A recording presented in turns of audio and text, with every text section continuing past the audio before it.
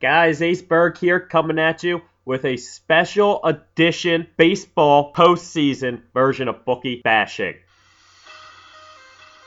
It feels like we're back in the 80s, guys. The Orioles and the Royals are back in relevance. They're both in the postseason. They're both trying to make a championship run. It's great for baseball purists who just love teams that scrap it out, find ways to win, create a winning culture in two small town cities such as Baltimore and Kansas City.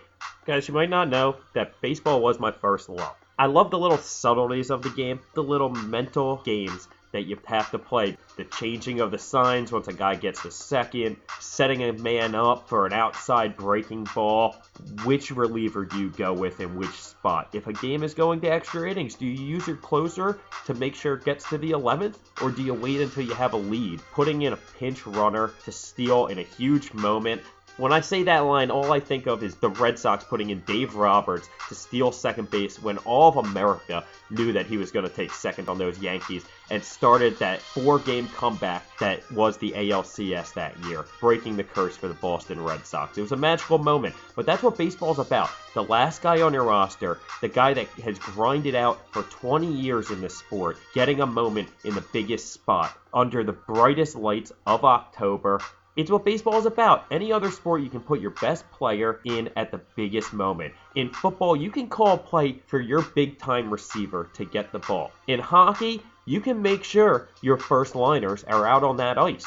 Baseball, it's whoever is in the lineup at that point. Not having a clock on it. You could be down to your last out, the very last pitch, the very last swing of a bat, and before you know it, you're going into extras and there's no time on it. Nobody knows when this thing's going to end. It could be the last guy on the roster that is the postseason hero, and that's what I love about baseball. You don't really see that in football too much. Really, the Rudy story is just fake. It's a thing of the past. Baseball is where the Rudy story is real. So I'm coming to you with one pick, one play, one series play that I absolutely love, and that is the Baltimore Orioles, minus 130, beating these Kansas City Royals in the ALCS. I'm going to break down this series a little bit for you folks. First, I want to start with the starting pitcher. From a first glance, neither team seems like they have any pitchers that are overly stellar. Now, you got big game James Shields. He's probably the biggest name pitcher in the whole series. All of America is going to love when James Shields pitches, even if it is in Baltimore. People are going to overvalue James Shields a bit.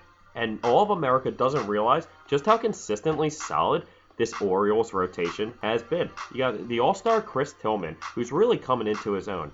You have Wei Chen, who's really just solid. He doesn't overpower anybody, yet he hits his spots, and he'll give you a solid 6-7 innings. You also have the little bulldog, Bud Norris. I love me some Bud Norris. He pitched a great game in the ALDS. This is a pitcher that when he was with the Houston Astros, everybody loved as a trade piece, but no one went out and got him because he was really only a fastball, change-up kind of guy.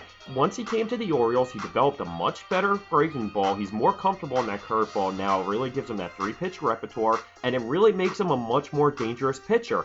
And then you have Miguel Gonzalez. Everybody is going to be betting against you, Miguel Gonzalez. This is a guy, when he was in the minor leagues 2 seasons ago, the Orioles minor league coaches begged the Orioles to give Miguel Gonzalez a chance. They kept telling them every time they needed a starting pitcher, Miguel Gonzalez is the guy you need. It took a few times, but finally the Orioles listened to him. He hasn't been back to the minors since. Miguel Gonzalez is consistently giving the Orioles 6-7 innings of 3-run baseball. Now, it might not be the prettiest thing, but it worked. The Orioles have a don't-quit culture, very similar to the don't-quit culture in Kansas City. The problem is, the Kansas City Royals don't hit home runs such as the Baltimore Orioles do. You have a few superstars, such as Adam Jones. The Orioles had the most home runs in baseball behind Nelson Cruz, leading the whole majors in home runs. This is a guy who is absolutely a stud, and he's on a mission to get himself a huge contract.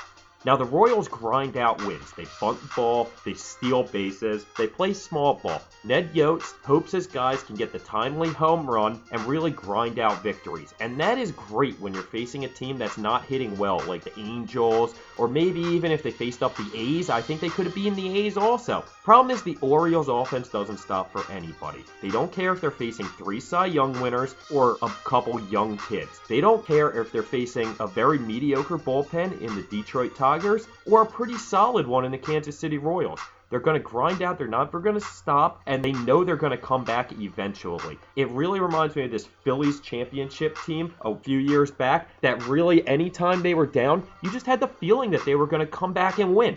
And in the end, they did win. And they went up against a Tampa Bay Rays team in the World Series that wasn't ready to handle the stage that they're on.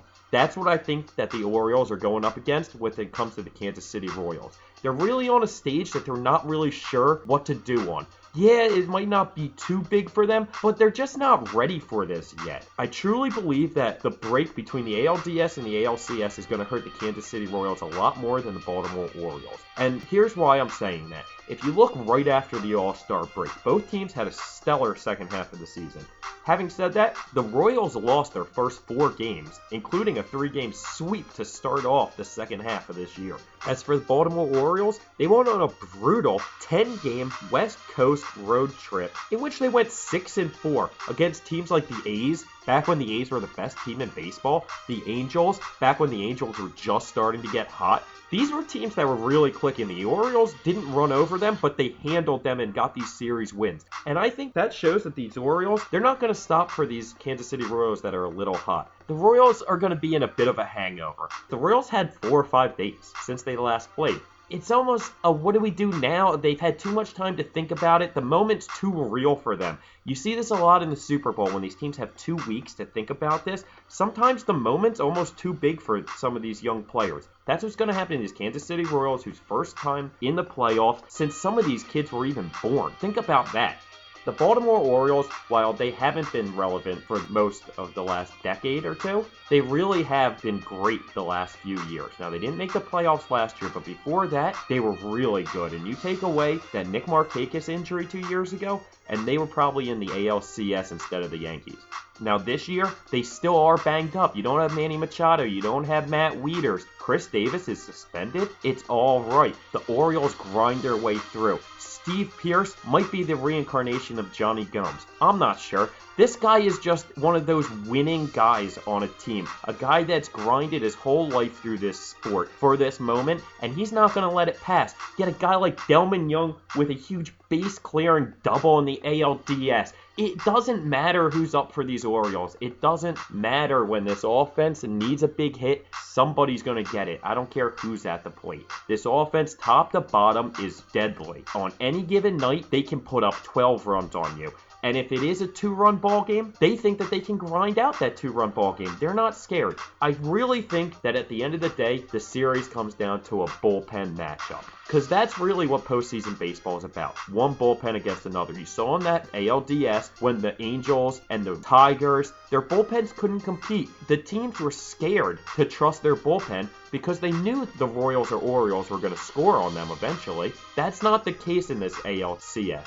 Both bullpens are very solid, but the Orioles bullpen is better, they're healthier, and they're definitely more experienced. And these guys are not scared of the moment. I'm not saying the Royals pitchers are scared of the moment, but once they're on that mound in the ALCS and Camden Yards is absolutely rocking, I don't know if they can throw a strike. I trust guys like Darren O'Day, Zach Britton, you got Tommy Hunter, you got Andrew Miller, you even have the young stud Kevin Gossman, the LSU kid who used to just eat powdered donuts in between innings during his starts. He's just an absolute stud now, and he's comfortable out of the pen. That's how the Orioles brought him up. Even though they knew he was going to be a starter, they got him comfortable in the pen. So he's ready for this moment also. Now, as for the Royals bullpen is concerned, they've been really good all season. Wade Davis is a stud. You have Greg Holland, the little guy who's really good on that mound. He just hums out there. And the thing is, Hechavarria is a little hurt. You know, they have the TCU rookie Brandon Finnegan, and he's really good too. He was pitching in the College World Series for them a few months ago.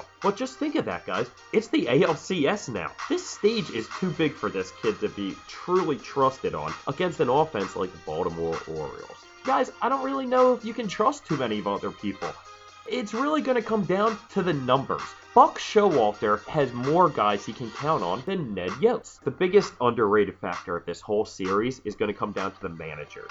Buck is going to outmanage Ned Yost. Now, I'm not saying Ned Yost is a bad manager. Clearly, he's a good one. He calls the right bunts. He makes the right steals most of the time. He gets his guys a lot of runs by the moves he makes. But let's be honest. If you ask anybody in baseball, they're going to say Showalter is one of the best baseball minds out there. Now, again, nothing against Ned Yost. I just don't hear that many people saying great praises like that about him. Buck Showalter is one of the most trusted, smartest guys when it comes to the sport, and he knows this team better than anyone.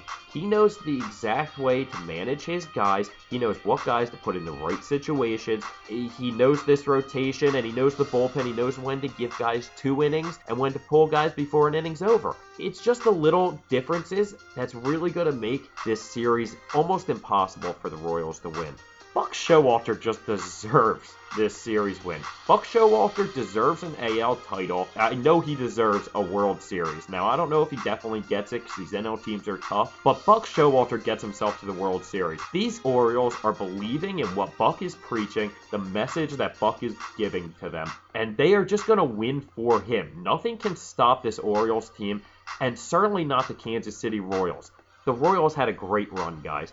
But they really just hit a brick wall in the Baltimore Orioles, who's just almost destined to get to the World Series this year.